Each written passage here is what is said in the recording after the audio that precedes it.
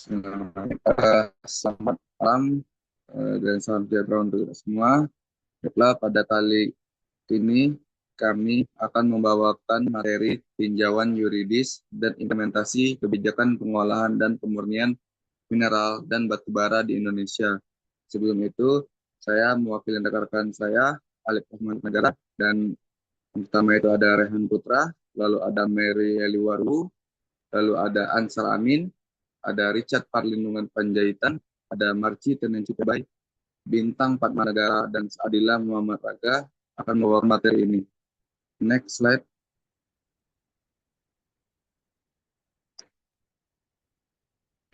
Abstrak dari materi yang akan kami bawakan ini, yaitu kewajiban pengolahan dan pengelolaan batu bara bertujuan meningkatkan nilai tambah nasional serta mendorong pertumbuhan industri hilir.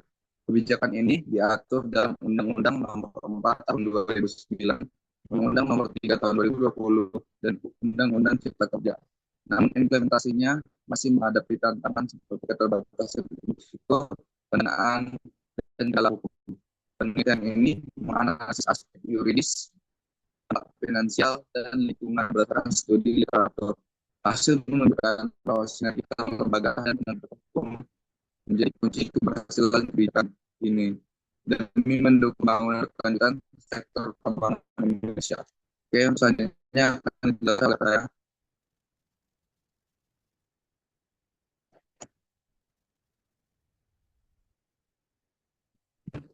Baik, di sini ada pendahuluan. Sektor eh, pendahuluan. Sektor strategis dalam pembangunan ekonomi Indonesia. Kewajiban pengolahan dan pemurnian atau smelterisasi mineral diatur dalam UU Nomor 4 Tahun 2009, UU Nomor 3 Tahun 2020, dan Undang-Undang Cipta Kerja untuk meningkatkan nilai tambah, membuka lapangan kerja, dan mengurangi ketergantungan ekspor bahan mentah. Namun, implementasinya menghadapi tantangan seperti infrastruktur yang belum siap, biaya yang terbatas, dan dampak lingkungan. Penelitian ini bertujuan menganalisis kebijakan tersebut dari aspek hukum, ekonomi, dan lingkungan melalui studi pustaka jurnal nasional, guna memberikan pemahaman komprehensif terhadap efektivitas dan tantangan pelaksanaan smelterisasi di Indonesia.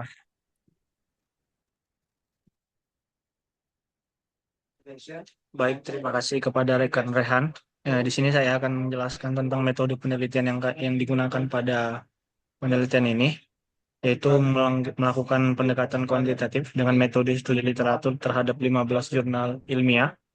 Kemudian juga metode ini bersifat deskriptif, analitis dengan tahapan mengidentifikasi dan memilih literatur terkait, menganalisis isi berdasarkan aspek hukum, ekonomi, dan lingkungan, serta mensintesiskan hasil analisis dalam narasi akademik dan sistematis.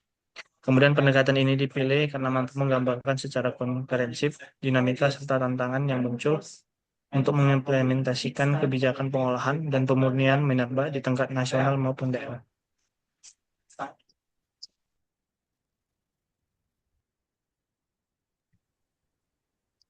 Selanjutnya itu ada perspektif hukum terhadap pengolahan dan pemurnian. Kewajiban pengolahan dan pemurnian diatur secara eksplisit dalam pasal 102 dan 103 Undang-Undang Minerba. Tujuan utamanya adalah agar Indonesia tidak lagi menjadi eksportir bahan mentah, namun menghasilkan produk turunan yang bernilai tinggi. Perubahan regulasi melalui UU Nomor 3 Tahun 2020 memperkuat komitmen negara dalam mewujudkan hilirisasi pertambangan. Namun demikian, masih terdapat celah dalam mewujudkan hilirisasi pertambangan.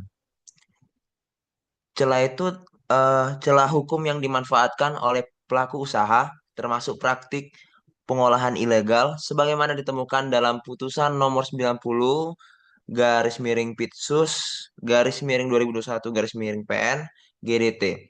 Selain itu, pelaksanaan penegakan hukum terhadap tambang ilegal di beberapa daerah seperti Bogor dan Maluku masih belum optimal.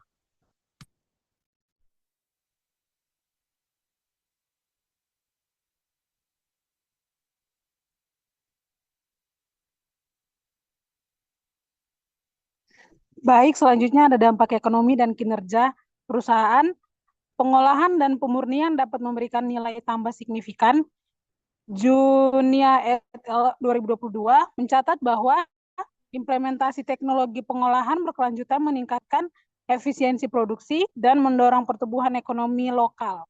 Akan tetapi, Kejonglangan et al. 2022 mencatat bahwa pandemi COVID-19 menyebabkan kinerja keuangan perusahaan tambang logam menurun drastis, mengindikasikan ketahanan industri masih lemah. Faktor lain yang mempengaruhi adalah kondisi dan fluktuasi harga komoditas Serenjin et al. 2023, serta tekanan terhadap profitabilitas seperti yang diungkapkan pada Susanto dan Setiawati 2021 dalam studi sektor batubara. Oke, selanjutnya.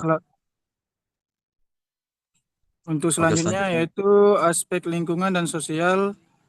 Kegiatan pertambangan termasuk pengolahan dan pemurnian sangat erat kaitannya dengan isu lingkungan. Septiningsih dan Kurniawan tahun 2024 menunjukkan bahwa limbah pertambangan emas mengandung logam berat yang mencemari tanah dan air. Oleh karena itu, pendekatan fikul biyah dalam hukum Islam menjadi penting dalam mengatur reklamasi dan pasca tambang. Siregar juga menekankan perlunya akuntansi sosial sebagai alat kontrol eksternal terhadap dampak lingkungan yang ditimbulkan oleh perusahaan tambang. Laporan eksternalitas harus menjadi kewajiban yang transparan untuk mendorong aksesibilitas publik.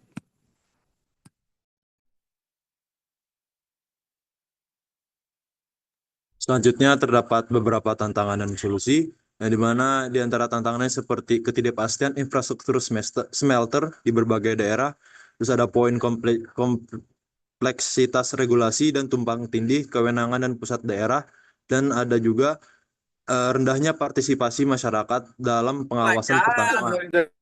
Dan untuk solusi yang ditawarkan meliputi penguatan sistem perizinan terpadu berbasis digital, penerapan asas pembangunan berkelanjutan dalam investasi, dan revitalisasi fungsi pengawasan daerah dengan koordinasi pusat.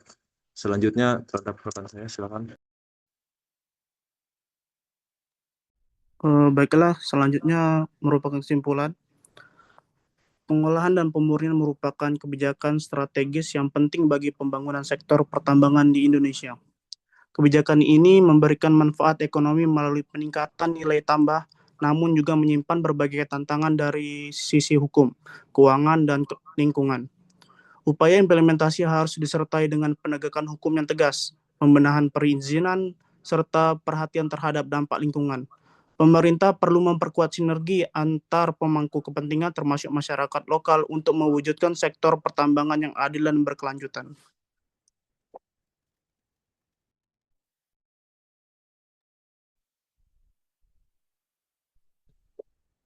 Baiklah, sekian penjelasan dari kami terkait materi yang disampaikan. Mohon maaf apabila ada kesalahan, kami cukupkan. Assalamualaikum warahmatullahi wabarakatuh.